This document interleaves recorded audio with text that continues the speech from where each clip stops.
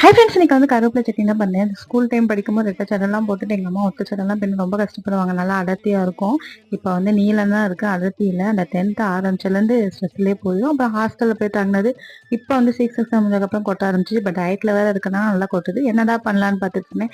கருவேப்பிலை வந்து நல்லா வந்து முடி வளரும். சும்மா நாம் வெறுமனைக்கு 4-5 இலை டெய்லி சாப்பிட்டாலே வளரும்னு சொல்லுவாங்க. நம்ம வந்து ஹேர் பேக் பண்ணுறதோட இந்த மாதிரி சாப்பிட்றது ரொம்ப வந்து வளரும். எனக்கு வந்து நான் சீசனுக்கு அப்புறம் எதுவுமே தேய்க்கிறதில்ல. அதுக்கு முன்னாடி கத்தாழை மட்டும் தேய்ச்சிட்ருக்கேன். இந்த தலைவலி ப்ராப்ளம்னால தேய்க்கிறதே கிடையாது. அதனால சரி என் கண்ணை வந்து சட்னி மாட்டுச்சு. சரி சரியா சாப்பிடுவோம். இட்லி பொடியில் வந்து கருவேப்பிலை சேர்ப்பேன், அவ்வளோதான். சாப்பாடுலலாம் இருந்துச்சுன்னா அப்படியே எடுத்து போட்டு சாப்பிட்றது தான். சரி எப்படியும் வாரத்தில் வந்து இட்லி செய்வோம். அப்போ வந்து இந்த சட்னி இன்க்ளூட் பண்ணிக்கலாம்னு சொல்லிட்டு செய்ய ஆரம்பிச்சிட்டேன். இனிமேல் வாரம் வாரம் சாப்பிட்லான்னு இருக்கேன். ரிசல்ட் கொஞ்சம் பார்ப்போம். சாப்பிட்டேன். எனக்கு வந்து கொத்தமல்லி டேஸ்ட்டாக இருந்துச்சு. நல்லா இருந்துச்சு, டேஸ்ட்டாக வந்துச்சு. பீனட்லாம் போட்டு பண்ணியிருந்தேன். நாளைக்கு பார்க்கலாம். Bye friends.